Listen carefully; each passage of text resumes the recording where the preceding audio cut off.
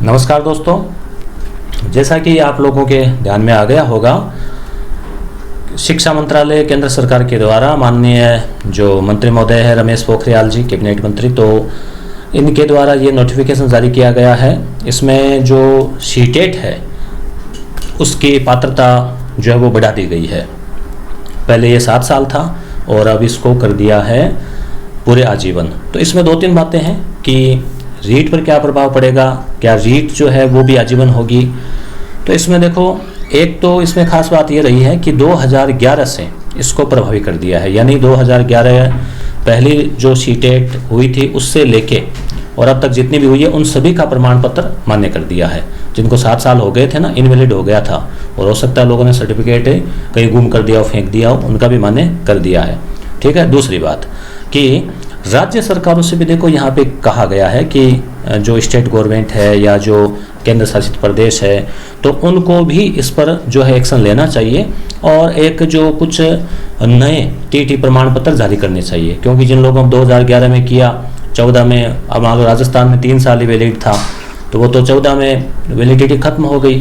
अब प्रमाण पत्र भी है नहीं है, कोई रिकॉर्ड ही नहीं है मान लो, तो फिर नए प्रमाण पत्र जो है जिसपे लिखा रहेगा वैलिड, क्योंकि उसमें तो वैलिडिटी लिखी हुई नहीं है, तो वो जारी करने का कहा है। तो अब ये राज्य सरकारों के ऊपर है कि राज्य सरकारें जो है इसको, जैसे राजस्थान की हम बात करें कि इसको कितना लागू करती है। जैसे सीटेट जो है वो 7 वर्ष थी वैलिडिटी, जबकि राजस्थान में कितनी थी, 3 वर्ष थी। वहाँ टेट जो एग्ज़ाम था, सीटेट, यहाँ पे रीट कर दिया, उसमें थोड़ा चेंज कर दिया था। ठीक है। और एक ही एग्ज़ाम किया था, पहले 2 एग्ज़ाम का रूल था, ये पात्रता परीक्षा थी। अपने रीट को क्या है वो पूरा ही मान लिया था। तो अब यहाँ देखते हैं कि राज्य सरकार क्या करती है। मगर कुल मिलाकर जब यहाँ 3 साल और वहाँ 7 साल, अब वहाँ आजीवन, तो यहाँ बनता है कम से कम 15-20 साल की तो वैलिडिटी करो। तो मेरे ख्याल से जैसा सेंटर में हुआ है वैसा ही अपने राज्य में होगा, आजीवन कर दी जाएगी।